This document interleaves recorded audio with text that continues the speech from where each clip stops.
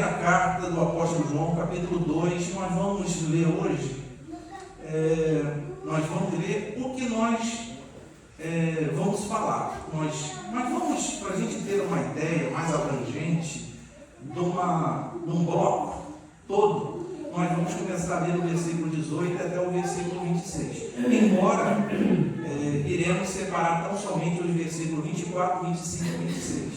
Então vamos começar essa leitura. Primeira carta do apóstolo João, capítulo 2, versículo 18. Vocês estão sem Bíblia, né? Vai ter uma hora que a gente vai ter aqui no telão para a gente projetar, aqui para que as pessoas possam acompanhar. Mas por hora a gente tem que ter, a gente vai se adaptando, né? Então vamos ler então, tá? Versículo 18, capítulo 2, da primeira carta do apóstolo João. Filhinhos, já é a última hora, e como ouviste, que vem o anticristo. Anticristo é aquela pessoa que é contrária a Cristo, é um falso pregador do Evangelho. Também agora, muitos anticristos têm surgido, pelo que conhecemos que é a última hora. Eles saíram do nosso meio, entretanto não eram dos nossos, porque se tivessem sido dos nossos, teriam permanecido conosco. Todavia eles se foram para que ficasse manifesto que nenhum deles é dos nossos. E vós possuís a unção que vem do Espírito Santo, e todos têm desconhecimento. Não vos escrevi porque não saibais a verdade, antes porque a sabeis, e porque mentira alguma jamais procede da verdade. Quem é o mentiroso, senão aquele que nega que Jesus é o Cristo? Este é o anticristo, o que nega o Pai e o Filho. Todo aquele que nega o Filho, esse não tem o Pai. Aquele que confessa o Filho tem igualmente o Pai. Permaneça em vós o que ouviste desde o princípio. Se em vós permanecer que desde o princípio ouviste, também permanecei vós no Filho e no Pai. E esta é a promessa que Ele mesmo nos fez, a vida eterna. Isto que vos acabo de escrever é acerca dos que vos procuram enganar. Então, o versículo 24 que diz assim: permaneça em vós o que ouviste desde o princípio. Se em vós permanecer que desde o princípio ouviste, também permanecerei vós no Filho e no Pai. A partir do versículo 24, o apóstolo João ele vai apresentar uma verdade muito profunda. Ele vai dizer para a igreja, para que a igreja não vá atrás de novas propostas de evangelho, como estava acontecendo naquela época. Deixa eu falar uma coisa para você. Esse João aqui é o apóstolo, um daqueles 12. E essa época que João estava exercendo o seu ministério, já se tinha passado aproximadamente 64 anos da morte de Jesus. O apóstolo João aqui, ele estava aproximadamente com 94 anos. E ele estava combatendo esses falsos mestres que estavam entrando dentro da igreja e fazendo uma ameaça. Então, do versículo 24 até o versículo 26, João ele está positivamente orientando a igreja a permanecer na verdade que eles tinham ouvido lá no início, quando Paulo inaugurou essa igreja. Aproximadamente uns 40 e poucos anos atrás. Então, João ele estava dizendo que não era para aquela igreja cair nessa arapuca de um evangelho mais saudável, vamos dizer, saudável de portas largas, num evangelho mais suave, mais leve, num evangelho que tem certas características de fazer com que a pessoa possa, ao mesmo tempo, estar na igreja e desfrutando tudo que esse mundo tem a oferecer. Aqueles falsos mestres da época de João, eles estavam oferecendo isso para os crentes da época. E esses falsos mestres que estavam apresentando essa falsa proposta, não eram pessoas do mundo, não.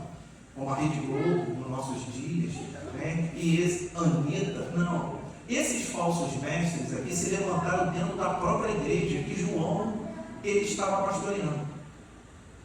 ele se levantava ali, contaminado com uma heresia chamada gnosticismo e outras mais, e se aproveitaram da posição de lideranças que eles exerciam naquela época, estava envenenando o povo, estava corrompendo as pessoas. E é aí que João se levanta. Só que nós falamos dos versículos 18, 19, 20, 21 e 22 e 23 na semana passada. Só para dar uma contextualização, eu quero fazer um panorama rápido com você. O tema que nós vamos abordar hoje é a continuidade de semana passada. E qual foi o tema? Está aí no versículo 26. O tema da nossa mensagem está no versículo 26, que diz assim: o que vos acabo de escrever é acerca dos que vos procuram enganar. Então João está dando claro aqui que ele está combatendo o grupo. O Marcinho colocou um tema mais sugestivo que completa o que eu disse aqui. Ele colocou um tema, o perigo, né, do falso evangelho que proclama um falso Cristo. Então, esse tema é uma continuidade desse versículo 26 que eu estabeleci como tema. E a gente vai ver dos perigos que há quando a pessoa adere a esse falso evangelho, acreditando nesse falso Cristo que é pregado. Então, queridos, semana passada eu trouxe para os irmãos o sentido da palavra enganar, usada pelo apóstolo João. Significa fazer com que se desvie do caminho reto e do plano de Deus e vagueie sem rumo e sem direção. Então, essa palavra enganar no versículo 26, ao qual todos esses versículos acima eles apoiam, ele está falando dessa palavra enganar, do perigo do engano. E a pessoa que engana, que é uma prerrogativa de Satanás, isso a gente tem que entender. Ele é um enganador, ele é um mentiroso. Ele, desde lá no princípio, ele está exercendo esse ministério do engano. E ele usa a pessoa com o espírito maligno para poder dissipar o engano dentro da igreja. Então, o significado da palavra desviar é exatamente esse. Tá? Fazer com que se desvie do caminho reto. Fazer com que se desvie do plano de Deus e vagueie sem rumo e sem direção. Esse é o propósito. E uma prerrogativa desses falsos mestres é tirar as pessoas de dentro da igreja para deixar ela vagando por aí, sem rumo e sem direção. Tá? Pelo simples prazer de tirá-la do caminho reto e do plano de Deus. Semana passada também tivemos a oportunidade de trabalhar o primeiro tópico com o título: a igreja da época do apóstolo João estava sendo seduzida a crer num Cristo, isto é, num Salvador, sem amparo bíblico, fruto da imaginação e da experiência mística humana, que nada produz, a não ser emoções passageiras, mundanismo, vazio, êxtase e morte. Essa é o fim daqueles que se enveredam pelo falso evangelho. Desse evangelho que faz promessas a mil, desse evangelho que jura realizações, desse evangelho que diz que Deus vai te prosperar, um evangelho que faz com que você tenha esperança em Cristo, não somente desse mundo. É algo podre, é algo vil, é algo que não traz nenhuma edificação, não traz nenhuma transformação de verdade, que vai fazer com que aquela pessoa ame ainda mais o mundo e tudo que ali está. Querido, nesse primeiro tópico, do versículo 22 e 23, conhecemos os principais erros que ameaçavam corromper a igreja. Então, em toda a história da igreja, a igreja tem aproximadamente 2.000 anos, quase 2.000 anos de história. Se eu destacasse aqui as heresias que surgiram para poder corromper a igreja de Deus, eu ia ficar aqui o restante da noite, a gente ia ficar aí noite afora, dias, e eu não teria condição de dar conta disso. Mas no primeiro século, na época de João, 3 heresias ofereciam um perigo enorme ao cristianismo. Primeiro, o judaísmo. O judaísmo dizia o seguinte: tudo bem, é necessário crer em Cristo, mas isso não é o suficiente. É necessário que também observemos dias, podemos observar alimentos o que podemos comer e o que não podemos comer, e também a circuncisão. O que era a circuncisão dos judeus? Todo homem judeu, ele tem a ponta do órgão genital masculino cortado. Tem toda uma história por trás disso, que Deus ordenou lá no Antigo Testamento, mas com a vinda de Cristo e principalmente com a chegada do Espírito Santo, isso se cumpriu. Não é necessário mais. Não é necessário uma circuncisão na carne, mas sim uma circuncisão no coração. E tudo aquilo que a pessoa queira adicionar ao sacrifício de Cristo é abominável diante de Deus. Se você for numa igreja, a mensagem não passar pela cruz, não dizer para você que a salvação é por meio da graça, que a salvação é pela graça, por meio da fé, você se levanta dessa igreja e sai. Isso é uma heresia, isso é um perigo. O Evangelho nos diz isso, que não depende dos nossos méritos, não depende de nada que podemos fazer para merecermos a salvação. A salvação é comunicada gratuitamente pela fé. Até a nossa fé, até a fé que agrada a Deus, é um presente que Ele dá para o homem responder positivamente para Ele. Então, a primeira heresia que os primeiros apóstolos se depararam e tiveram que lutar intensamente foi o judaísmo. A segunda foi o docetismo. Poxa, pastor, o que é docetismo? É doce? Não. A palavra docetismo, no grego, significa parecer. Existia um grupo, na época de João, que disseram o seguinte, que Jesus, sendo Deus, ele não poderia encarnar. Que ele era apenas um fantasma, um espectro, que tomou o corpo de Jesus. Olha só, podemos fazer uma distinção entre Jesus e Cristo. Cristo era o divino e Jesus era o homem natural, nascido de Maria. E eles falavam o seguinte, que Cristo, ele se apossou do corpo de Jesus no batismo e um pouco antes da crucificação, ele deixou o corpo de Jesus. E quem morreu lá na cruz não foi Cristo, foi Jesus. Olha só, é uma heresia muito louca. Então, quando as pessoas, naquela época, era uma heresia muito popular, eles estavam dissipando isso para tentar explicar a questão da encarnação do Filho de Deus. Jesus, ele encarnou para poder se identificar conosco. Ele se fez carne. Ele andou entre nós. Jesus comeu, Jesus dormiu, Jesus bebeu. A palavra de Deus diz que ele foi tentado em todas as coisas que nós somos tentados, porém sem pecado. O apóstolo João diz que ele encarnou, tomou forma humana, tomou forma de gente. E se ele não encarnasse, o sacrifício da cruz seria impossível. Então, ele, ao encarnar, ele se identifica com o homem e vai até a cruz pagar o preço que o homem, lá no início, ele errou. Então, Cristo vai lá e consuma toda essa obra, repara o erro, expia os nossos pecados e nos reconcilia com Deus. E se ele não tivesse encarnado, nada disso seria possível.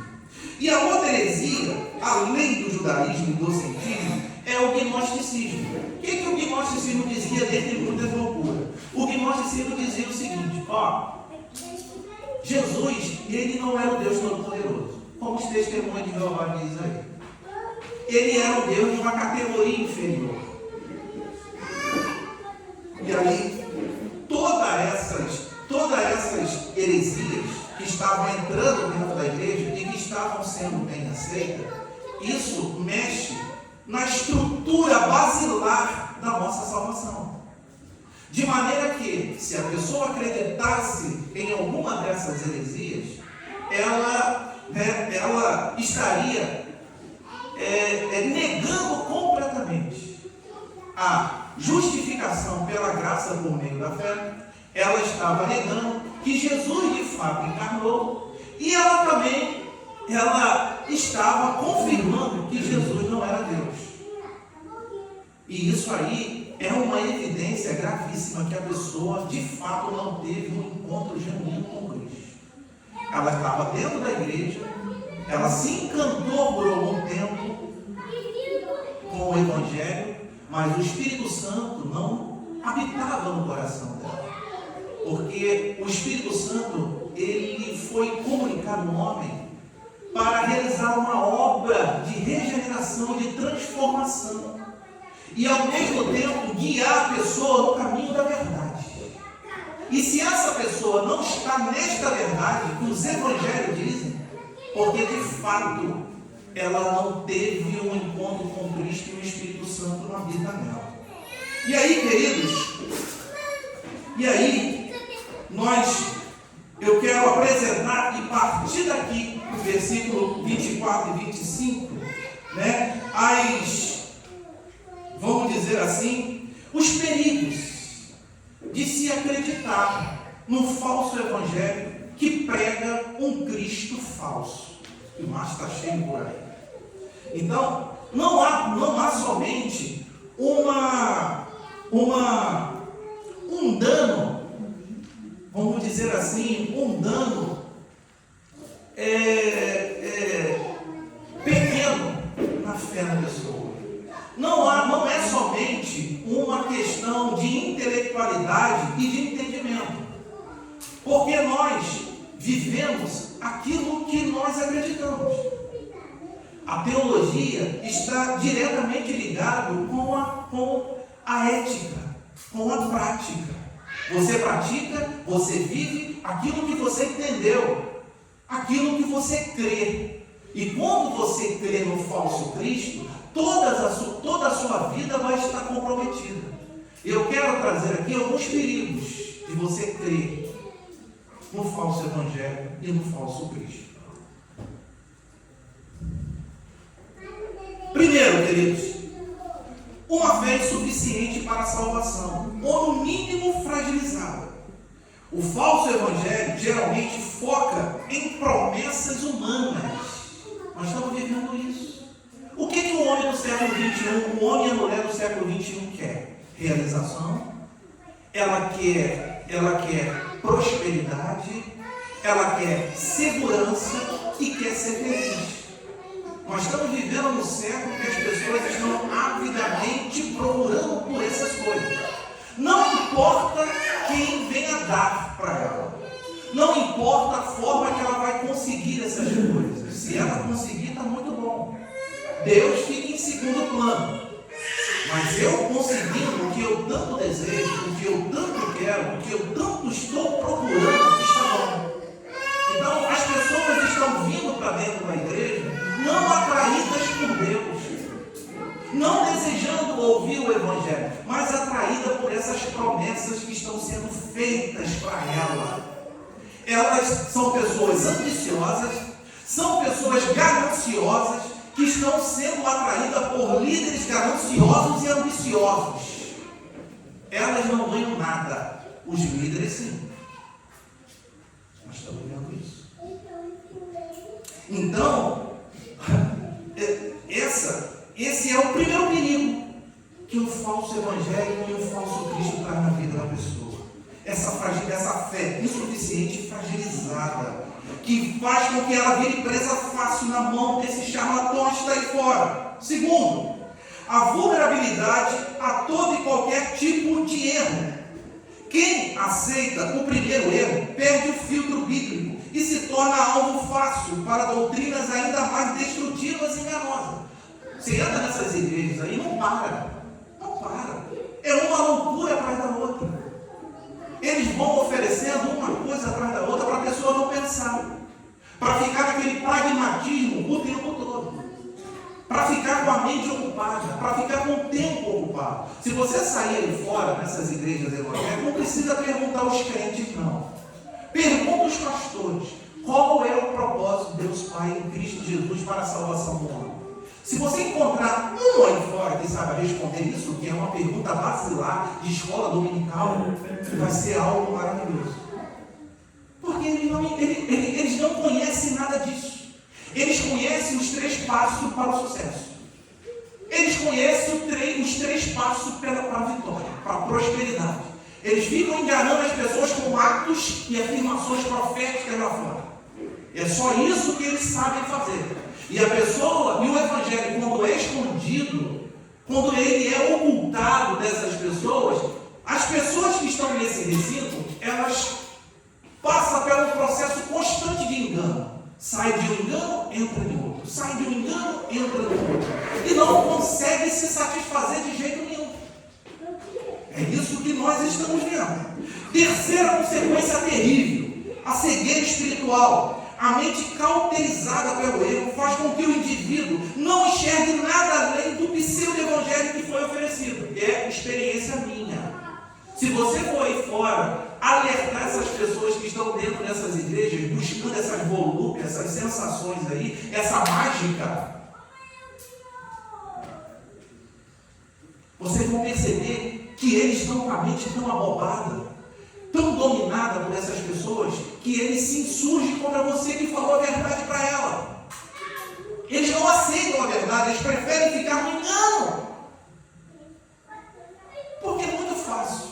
Uma pessoa que vive no pecado o tempo todo, passa uma vida no pecado, entristecendo Deus de todas as formas, entra numa igreja e quando ela bota o pé na igreja, tem profecia boa para ela.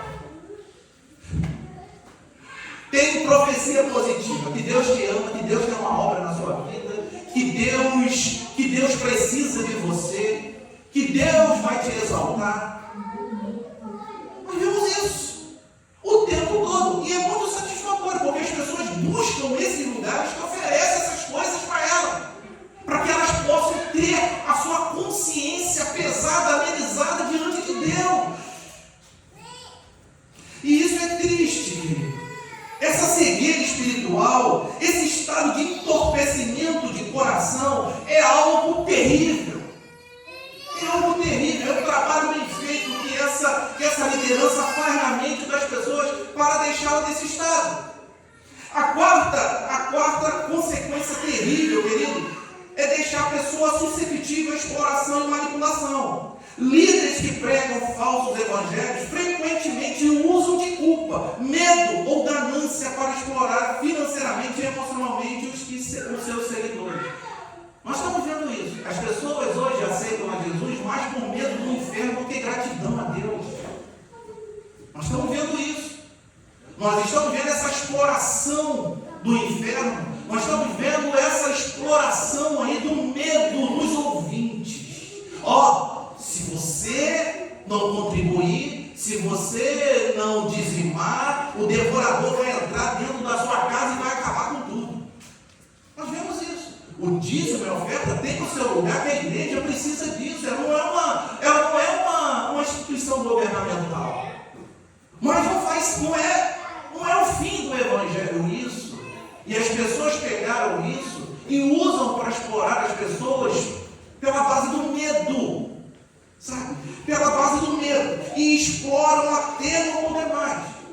Sabe? Aterrorizando as pessoas. Meu Deus, eu falei aqui, volto a falar. Eu entrei na casa, na época eu tinha empresa. Eu entrei na casa de um contador, tinha óleo, dava para fritar uma batata dentro do escritório dele.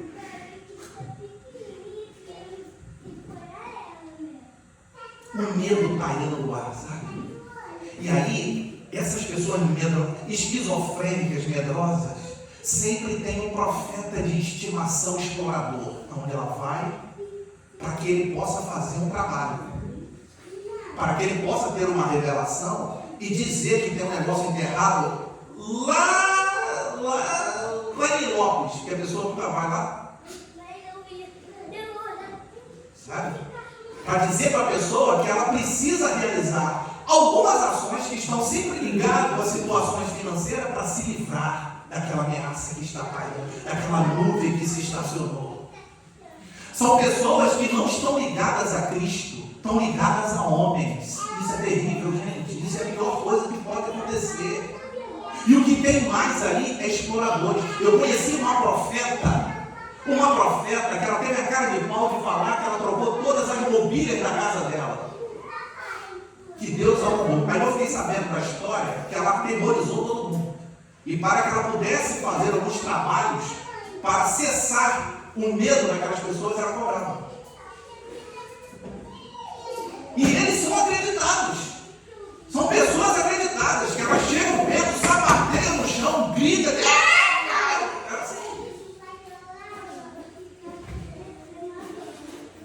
A falta do verdadeiro evangelho, do genuíno evangelho, que liga a pessoa a Cristo, que faz com que ela tenha uma relação íntima com Cristo, é terrível para as pessoas. Ela está encarcerada na religiosidade e presa na mão desses exploradores. E aí nós percebemos que é uma etapa. Da exploração vem a apostasia silenciosa. O que é essa apostasia silenciosa? É aquele princípio que faz com que a pessoa acredite que está servindo a Deus, mas na realidade está prestando culto a uma mentira que lhe foi apresentada, afastando-se aos poucos da comunhão com o Espírito Santo, até se tornar um apóstata altamente religioso. Eu vou dizer uma coisa: o maior índice de apostasia está dentro da igreja. Pessoas conformadas com o seu estado, com a sua situação. Elas estão completamente, pervertidas na sua mente. Elas acham que, estando dentro de uma instituição, se submetendo às regras, que dependendo de igreja a igreja tem as suas, ela está bem. Ela não está ligando com vida com Deus. Ela não conhece a palavra de Deus. Ela não tem uma vida de oração. Ela não tem um coração contrito. Ela não chora quando peca, como acontece com os filhos de Deus. Mas ela se garante da instituição que ela está, daquele homem que está enganando ela, dizendo que Deus é a cara dela. Isso é terrível. E aí, querido, vemos o último degrau para o abismo: a decepção e o ateísmo. Porque ao perceber que as falsas promessas de triunfalismo ou curas mágicas não se cumprem, muitos se frustram profundamente, abandonam a igreja e desenvolvem aversão ao cristianismo. Gente, o que eu mais me deparo aí fora são pessoas desviadas, opostas ao cristianismo. Sabe por quê? Porque o evangelho que passaram para ela era um evangelho caduco. Era um evangelho que prometia mundos e fundos. Deixa eu falar uma coisa para você. Olha para Cristo. Cristo foi aplaudido. Quero que vocês reflitam comigo. Cristo foi aplaudido. Cristo foi aceito pelas pessoas. Cristo foi amado pelo mundo. Cristo foi aplaudido pelos pervertidos governadores megalomaníacos da história, da época dele? Não. O que foi o fim de Cristo? A cruz. Que o próprio povo ao qual ele foi enviado o levou a ser crucificado. O mesmo regime religioso que tinha tudo para poder aceitá-lo e compreendê-lo, foi eles próprios que levou Jesus para a cruz. Porém, naquele ato de maldade deles, naquela insanidade patológica das suas mentes, Deus estava cumprindo o propósito dele em nosso favor. Na verdade, todo aquele ódio que eles tiveram de Jesus estava dentro do propósito, do pacote da redenção para o nosso bem.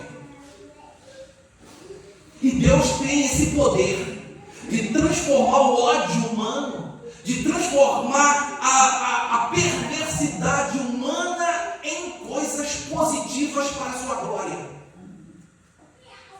E aí eu pergunto: se Cristo foi odiado, rejeitado, se Cristo foi perseguido e pregado numa cruz, como nós, que pregamos a mesma mensagem, cremos nessa mesma mensagem, somos portadores do mesmo Espírito do que Ele, será que nós vamos ter vida boa e tranquila neste mundo? Nós vamos ser paparicados por esse mundo aí fora, aplaudidos? Jamais! Mas a pregação lá fora diz que você vai ser uma pessoa extraordinária, que Deus vai te honrar ao último grau. Você quer mais honra daquilo que Deus te honrou, entregando o seu filho por você? O que mais a pessoa espera além disso?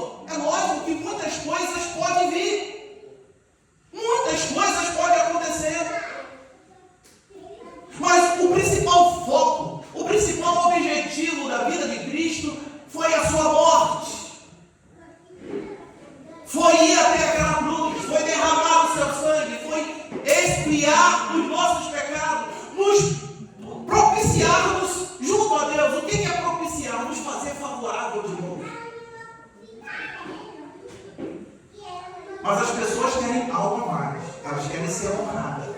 É dupla honra para lá e para cá. Ó, Deus diz que o seu dia de choro, de lágrima acabou e que está se aproximando um tempo de dupla honra para você. Que Deus vai te exaltar na terra diante dos homens. Aonde viu isso? Aonde? Me dá uma base bíblica para isso. Vem conversar. Vem mostrar base para isso, que Deus tem obrigação de honrar as pessoas aqui. Você tem um bom trabalho, um bom serviço, vai estudar, vai correr atrás, pô. Você quer enriquecer? Você busca isso com sabedoria, aplicar as suas finanças, o seu dinheiro, investe a sua vida em coisas boas, vai estudar e você vai alcançar prosperidade. Porque se fosse assim, os homens mais ricos desse mundo são os homens mais detestáveis que existem na terra. Então eles seriam abençoados. Deus se agradaria dessas pessoas então. Que prosperidade é sinônimo de bênção de Deus. Se você pegar os 100 homens mais ricos do mundo, não conhece Deus. Pelo contrário, são homens desprezíveis e abomináveis. E aí a pessoa entrando nessa furada, porque é uma furada, uma vez que o espiritismo já está ultrapassado. Se alguém pegar você ali, matando o animal, colocando na esquina, você vai responder processo e você vai deixar de ser preso.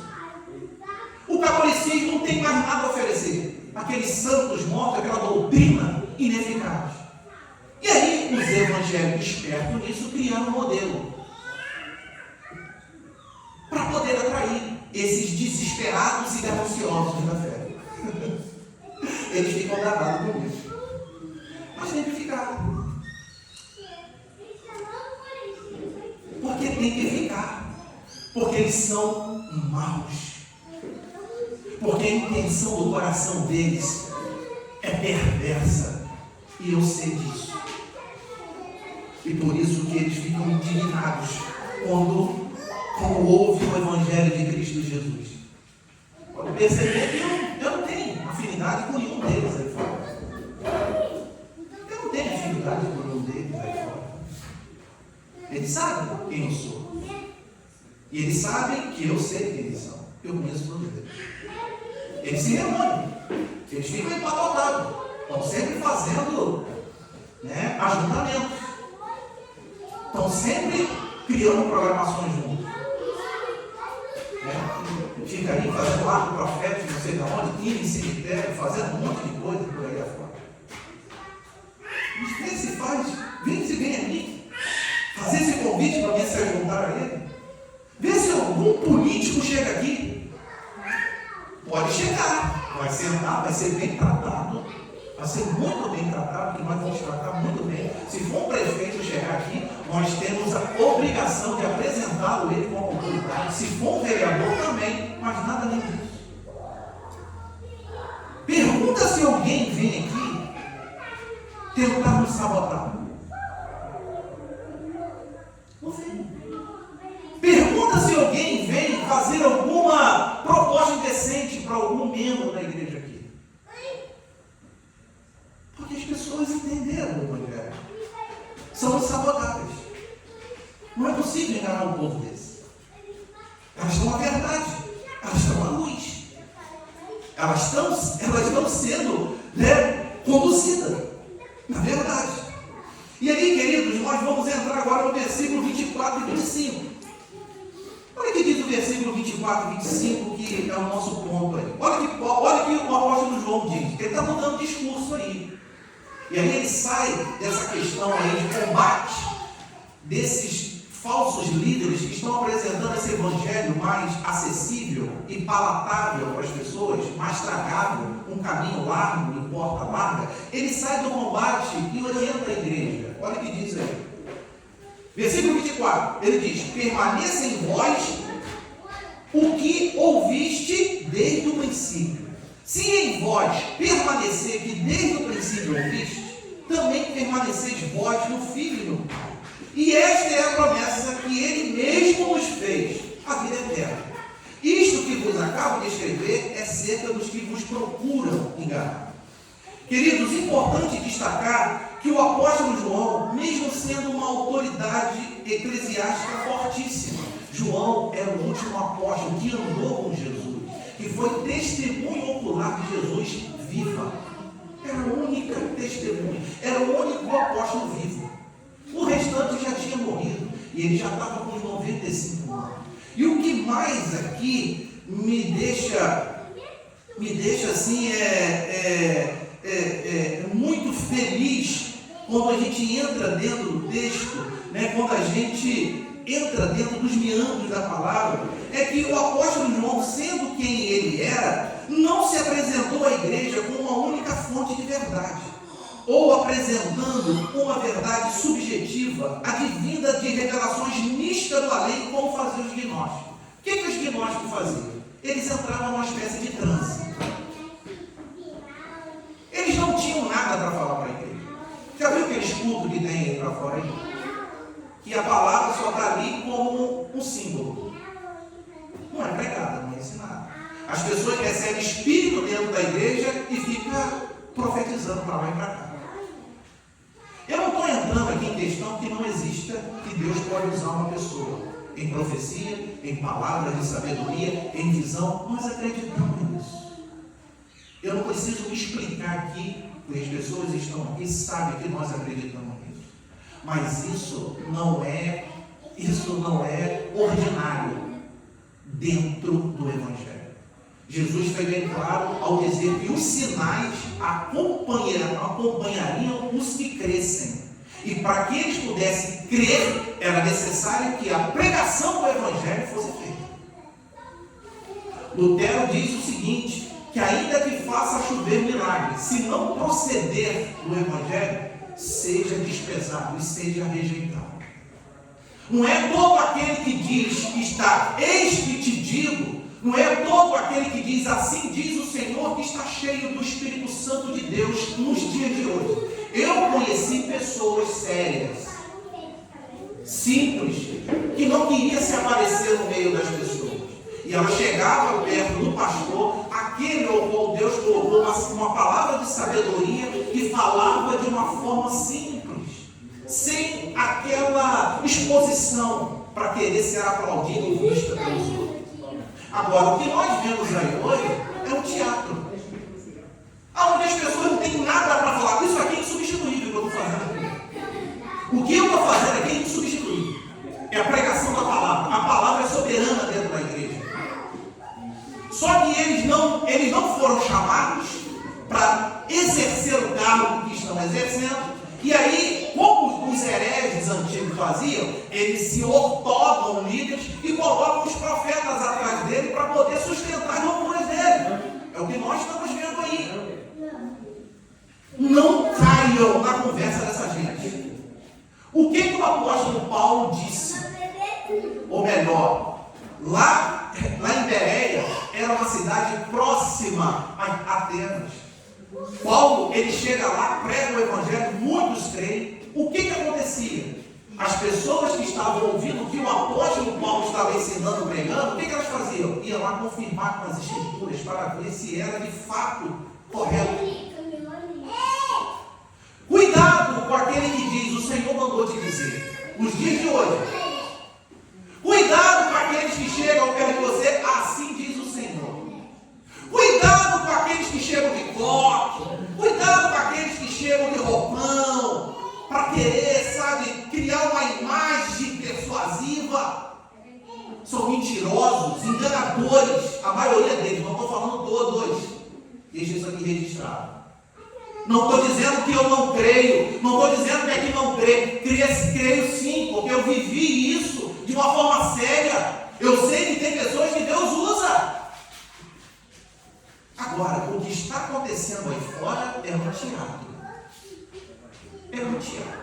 Para você ser ordenado pastor, você tem que ter um sonho, um dia anterior, e procurar qualquer igreja da esquina que vão ordenar a pessoa. Nós estamos vivendo isso. Eu estou falando de um apóstolo, o único apóstolo vivo, que era João. O único apóstolo vivo, com 94, ele era a âncora da igreja. E ele não se apresentava à igreja que ele está pastoreando como única fonte de revelação. Ele poderia muito bem se apropriar dessa condição, de quem ele era, para poder ter revelações a revelar e enganar o povo. Mas ele não fazia isso. Lembra que aqui João Batista, o outro João. João Batista, quando ele viu Jesus, o que ele fez? Eis o Cordeiro de Deus, lá. Não sou eu. Eu não sou nada. Eu não sou digno nem de desatar a sandália dos pés. Mas João Batista, que ele era o preparador do caminho do Messias, ele veio antes pregando o arrependimento para a chegada do Messias. Quando ele viu Jesus, ele falou: eis o Cordeiro de Deus que tira o pecado do mundo.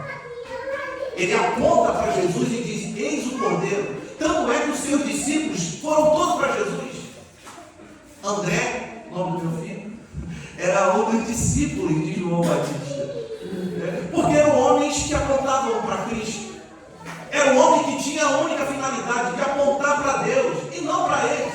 E o que me deixa aqui maravilhado nisso tudo era que João, ele era esse tipo de pessoas que apontavam para Cristo. E ele diz aqui, ele deixa bem claro para a igreja se manter firme nas verdades que tinha ouvido desde o princípio da sua fundação. Olha só, através do apóstolo Paulo, de Príscila e Áquila, 2 colaboradores de Paulo, de Apolo, um outro colaborador de Paulo, de Timóteo e por ele próprio. A mensagem que João pregava lá em Éfeso não era nada novo, não era nada, vamos dizer assim, não era nada inovador da época.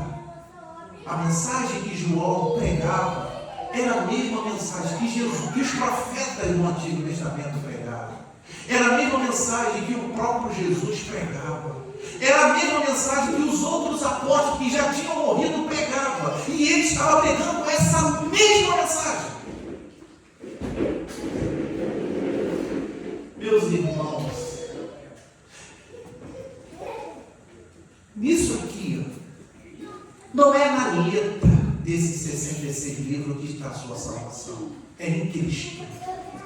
Mas esse livro aqui vai apresentar a Cristo para a sua salvação. E vocês precisam entender isso. Vocês precisam compreender isso. O apóstolo João deixa claro, presta bem atenção, alguns pontos importantíssimos que merecem ser observados nesse versículo 23 e 24. Primeiro, da necessidade da igreja estar de posse das antigas, porém, sempre novas e frescas verdades do Evangelho de Cristo Jesus, que foram anunciados a ele desde o princípio, por diferentes homens de Deus, pois somente enraizado nessas verdades, teriam plena certeza que desfrutavam da comunhão com o Filho e com o Pai. Qual é a única garantia que estão em comunhão com o Filho e com o Pai? Qual é a única garantia? De alguém chegar para você e dizer que você é um queridinho de Jesus? Que alguém chegar para você e dizer que você é uma pessoa que Deus se agrada, ama? Não é, porque ele pode estar cheio de engano falando com você. A única maneira de saber que de fato Deus nos ama e como Ele de fato nos ama, a única maneira de sabermos que estamos em comunhão com o Filho e com o Pai é aqui, nessas Escrituras, nesse livro maravilhoso aqui, que vai apresentar a Deus. Ele não vai, nesse livro aqui não tem o propósito de obrigar você a crer que Deus existe, apresentando algumas propostas para isso. Esse livro aqui vai apresentar a Deus. Ele vai falar acerca de Deus e daquilo que Ele se agrada, daquilo que Ele se apraz. E se você não tiver firmado aqui nesse livro, você não tem nenhuma garantia que você está em comunhão com o Pai e com o Filho. Sabe por quê? O Espírito Santo, presta bem atenção aqui, o Espírito Santo vai usar essas letras aqui para conduzir você na verdade. Ele não vai usar aquela pessoa que diz, eis que te digo. Ele não vai usar, não é assim. O Espírito Santo, num processo de santificação, que tem o propósito de nos fazer parecido com Cristo, o mais próximo que pudermos, é usando essa palavra para realizar essa obra. Segundo ponto a ser considerado, o apóstolo João também deixa muito claro o perigo de se entregar religiosas disfarçadas de modernidade, com a promessa de resoluções rápidas e que apresentam um evangelho de porta larga e caminho espaçoso para a perdição, como faziam os gnosticismos. Os gnosticismos entendiam o seguinte, ele falando, os gnósticos assim, chegavam na igreja, ele não abria a igreja, ele não tinha afinidade com as pessoas, ele não amava as pessoas, ele chegava numa igreja já constituída e se infiltrava ali para corromper as pessoas. E dizia o seguinte, olha só, vocês vão ficar ali se abnegando desse mundo que tem tudo para nos dar aí fora? Você vai ali obedecer esse ensinamento que João está dizendo para você, esse ensinamento ultrapassado e arcaico? E eles apresentavam um caminho onde a prostituição, a perversão e tudo aquilo que o coração humano deseja viver no atacado, de forma transbordante deseja. É muito fácil você chegar aí numa religião qualquer aí e ficar ali. Nenhuma religião aí fora, incluindo os evangélicos, ele vai mostrar para você o que de fato você é e o que o seu coração está cheio e o que Deus acha acerca da sua vida, como o evangelho faz.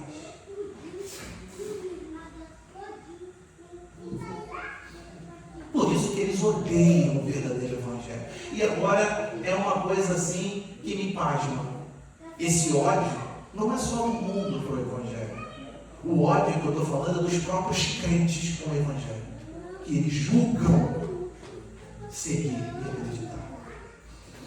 Terceiro destaque, o apóstolo João igualmente conscientiza a igreja que não somente é importante conhecer as verdades maravilhosas e libertadoras do evangelho, como também e sobretudo é necessário permanecer nelas até o fim. Olha só, querido, a palavra permanecer, usada pelo experiente apóstolo 3 vezes, somente no versículo 24, bem especifica e tem o sentido de estar enraizado e entrelaçado na verdade até o fim. O que Jesus disse para os apóstolos? Aquele que perseverar até o fim será salvo. Não adianta você crer, acreditar hoje, ter aquela experiência chocante, maravilhosa, e você ir para casa e voltar para a sua vida pregressa, sem Cristo. Naquela insensibilidade, naquela vida mundana. Não tem conexão. Por isso aqui no versículo 24, você vai ver a palavra permanecer 3 vezes. Só no versículo 24, João está dizendo. Muitos podem sair daqui hoje com o coração alegre, poxa, eu tenho uma palavra que falou comigo, mas podem sair dali, esquecer de tudo e voltar para a sua vida pregressa. Mas a questão do evangelho, quando fala crer, esse crer tem um efeito contínuo e permanente até a volta ou até a sua ida para ele.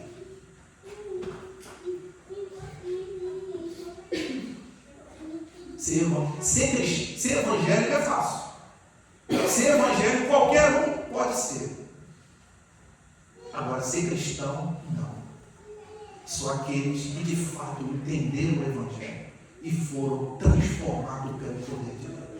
Esses têm alegria e satisfação na lei de Deus. Quarto, nós já estamos terminando. É somente o verdadeiro evangelho de Cristo Jesus que gera esperança verdadeira e segura, tanto neste mundo como no porvir. O versículo 23, ele fala bem claro aqui, o versículo 23 não, o versículo 25, olha o que ele diz aqui. E esta é a promessa, que ele mesmo nos fez, o que é? A vida eterna. Aonde você vai encontrar uma promessa de vida eterna tão clara e perfeita, a não ser nas Escrituras? Lá em João capítulo 17, versículo 3, Jesus disse: a vida eterna é esta. Ou seja, já inaugura no momento que você tem um encontro genuíno e verdadeiro com Ele. Jesus disse o seguinte, na oração do Pai Nosso, na oração sacerdotal, quer dizer, ele diz: esta é a vida eterna, que conheçam a ti, o único Deus verdadeiro, e a Jesus Cristo a quem enviaste. A vida eterna, primeiro, que não é algo que a pessoa consegue dentro de perspectivas humanas e méritos próprios. A vida eterna é uma consequência de todos aqueles que tiveram um encontro genuíno com Cristo. E um outro ponto, que a vida eterna, ela é algo que não vai se iniciar no futuro, não. A vida eterna, ela inicia a partir do momento que você tem um encontro genuíno com Cristo e o Espírito Santo vem fazer morada em você. Ai, que maravilhoso. E João está dizendo exatamente isso. O que o Evangelho nos diz são coisas que transcendem essa terra. Não são essas coisinhas tolas e bobas e superficiais que as pessoas ficam se acotovelando e se unhando, se vendendo, se corrompendo para alcançar. O que o Evangelho nos mostra, o que o Evangelho nos apresenta é uma vida abençoada, tanto aqui na presença dele. Isso não quer dizer que vai haver ausência de dificuldades e de adversidade, mas uma vida plena, onde Deus estará ao seu lado, conduzindo você em um mundo em trevas e que está padecendo. E o Evangelho, a pregação do Evangelho, ele vai além desse mundo, nos oferecendo uma vida de uma beatitude eterna junto com Deus.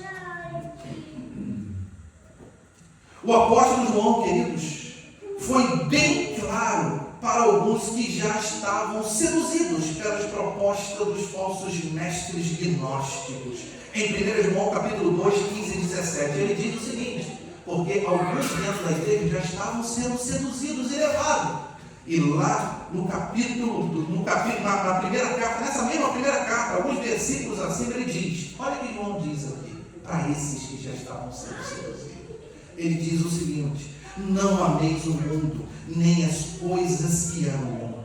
Olha só, se alguém amar o mundo, o amor do Pai não está nele. Porque tudo que é no mundo, a concupiscência da carne, a concupiscência dos olhos e a soberba da vida, não procede do Pai, mas procede do mundo. Ora, olha o que ele diz no final aqui: o mundo passa, bem como a sua concupiscência, que são desejos ilícitos de um coração pervertido. Aquele, porém, que faz a vontade de Deus, ele diz, permanece para sempre. Que Deus possa abençoar vocês, queridos, e que essa palavra possa entrar no coração de vocês e fazer vocês refletirem que a única coisa que de fato vale a pena nessa vida é estar com Deus e agradar. Vamos colocar em pé, queridos.